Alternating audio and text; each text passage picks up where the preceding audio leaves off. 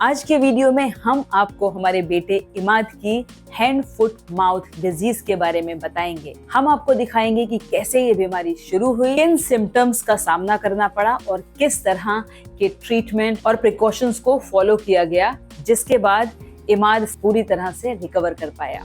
हम ये भी बताएंगे इस दौरान अपने बच्चे को आरामदायक और सुरक्षित रखने के लिए क्या उपाय किए जा सकते हैं। इमाद को HFMD एक कंटीजियस, एक संक्रामक बीमारी होने के बावजूद भी उसकी 3 साल की बहन इमानी इससे कैसे बच पाई। अगर किसी बच्चे को HFMD एक बार हो चुका है तो दोबारा भी हो सकता है।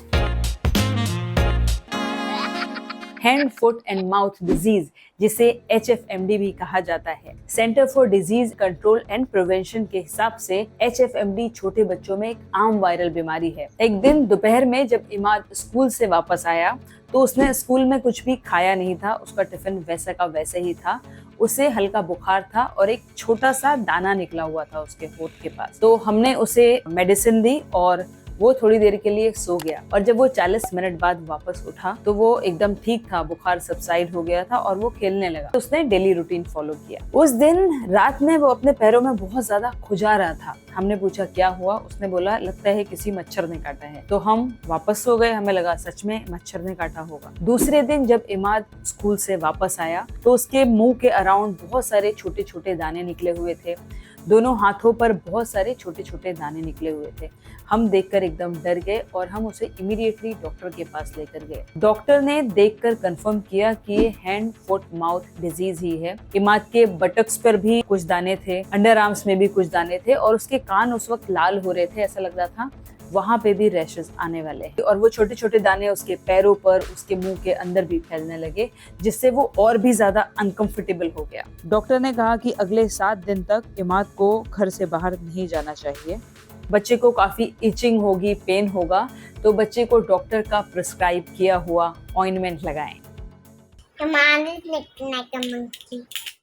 तीसरे दिन इमाद के पैरों पर कुछ भी नजर नहीं आ रहा था, लेकिन उसे खुजली हो रही थी। इमाद के पैरों पर दाने आने वाले थे। उसके मुंह और हाथों पर पहले से ही दाने थे जो अब छाले बन गए थे और हथेलियों पर भी कुछ दाने उभरने लगे थे।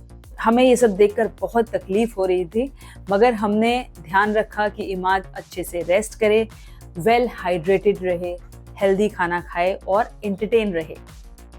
इमाद को गुनगुने पानी से नहलाने के बाद मैं आपको दिखा रही हूँ, उसके मुंह के छाले थोड़े सूख गए हैं, लेकिन कान के दाने अब बड़े छालों में बदल गए हैं।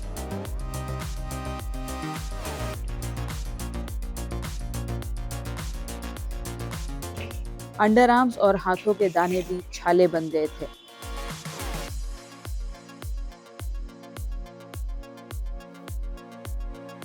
और हथेलियों पर भी दाने दिखने लगे थे। पैरों और घुटनों पर भी दाने आ गए थे। 5वें दिन इमाद के मुंह के छाले सूख गए थे, लेकिन कान पर के छाले वैसे ही थे।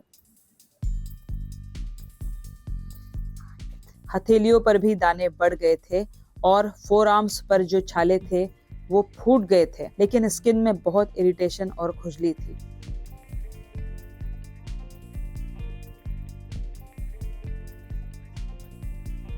मैं अर्बन बॉटनिक्स का एलोवेरा जेल लगा रही हूँ।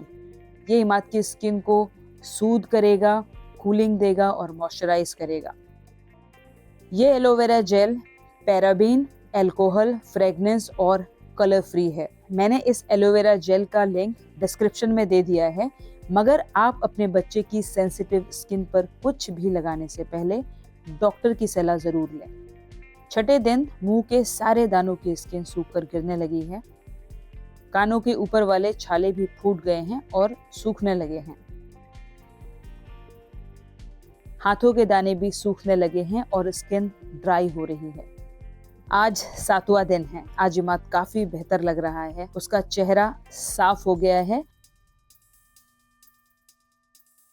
और पैरों और हाथों के दाने सूखकर स्किन ड्राई हो गई है।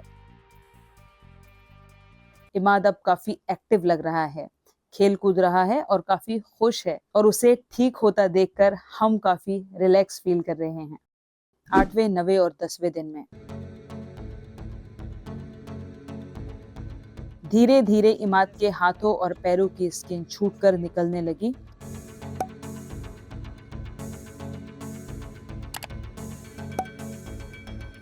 और हमने 12वें दिन इमाद को फाइनली स्कूल भेजा।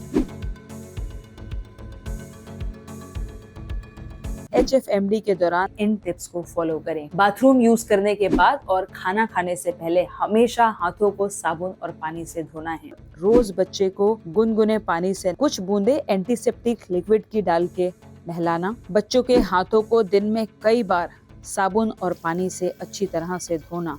यूं तो दर्द या बुखार को सबसाइड करने के लिए आपको भी मेडिसिन पता होंगी, मगर आप ये इंश्योर करें कि बच्चे को इस टाइम पर जो भी मेडिसिन दें वो डॉक्टर की प्रिस्क्राइब की हुई होनी चाहिए। बच्चे को सॉफ्ट और ब्लेंड फूड देना है, जैसे योगर्ट, एप्पल सॉसेज और मैश्ड पोटैटोज आप बच्चे को दे सकते हैं। एसिडिक, स्पाइसी या फिर सॉल्टी खाना बच्चे को देने से बचें। बच्चे को हाइड्रेटेड रखना और तरल पदार्थ देते रहना। बच्चे को टाइम पर मेडिसिन देनी चाहिए। बच्चे को अच्छे से आराम करने देना चाहिए और बच्चे को एंटरटेन रखना चाहिए। बच्चे को कॉटन के लूज और कंफर्टेबल कपड़े पहनाना चाहिए। आइसोलेशन, अपने बच्चे को स्कूल या फिर डे केयर तब तक नहीं भेजें जब तक बच्चे के सारे ही सिम्टम्स जो हैं वो पूरी तरह से चले न जाए। बच्चे के नाखूनों को ट्रिम करना बहुत जरूरी है ताकि बच्चा खुजा कर अपने स्किन इरिटेशन को और न बढ़ा ले। और जिस इंसान को HFMD हुआ है उससे क्लोज कांटेक्ट में नहीं आना है। इमाद को HFMD एक कंटीजियस, एक संक्रामक बीमारी होने के बावजूद भी उसकी 3 साल की बहन इमानी इससे कैसे बच पाई। इमाद और इमानी दोनों के हाथ बार बार धुलवा रहे थे। दोनों को अच्छी तरह से समझा दिया था कि वो एक दूसरे की वाटर बॉटल्स, कप, ग्लास या फिर प्लेट शेयर नहीं करेंगे जब तक इमाद ठीक नहीं हो जाता। जब तक इमाद पूरी तरह से ठीक नहीं हो जाता तब तक दोनों बहन भाई एक दूसरे को गले नहीं लगाएंगे। दोनों एक ही खिलौने से नहीं खेलेंगे। बच्चे एक दूसरे के खिलौने छू ही लेते हैं, इसलिए मैं उनके खिलौने डिसइंफेक्ट करती रहती थी, सरफेसेस को डिसइंफेक्ट करती रहती थी। हमने इमाद से कहा था कि जब भी वो खांसता है या छींकता है तो उसको अपनी स्लीव में खांसना या छींकना है। जब इमानी 1.5 साल की थी तो उसको भी HFMD हो चुका था, क्योंकि इमानी पहले इन्फेक्टेड हो चुकी है और उसके अंदर हो सकता है जिस वायरस से इमानी इन्फेक्टेड हुई थी, इमाद को भी उसी वायरस से HFMD हुआ है और इमानी उस वायरस से इम्यून हो गई है, इसलिए इमानी को ये इन्फेक्शन नहीं हुआ। और ये भी हो सकता है कि हमने जो प्रिकॉशंस लिए उसकी वजह से इमानी को HFMD नहीं हुआ। क्या HFMD एक ही बच्चे को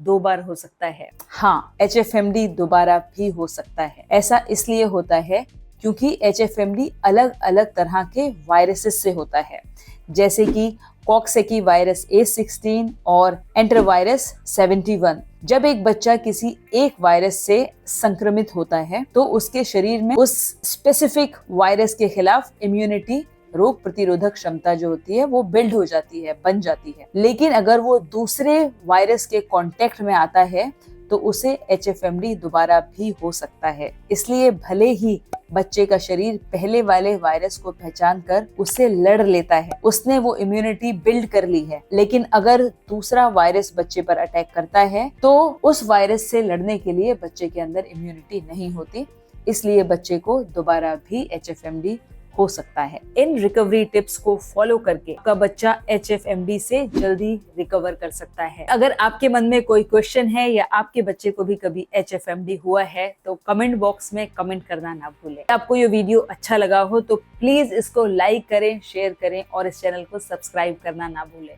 सी यू सून।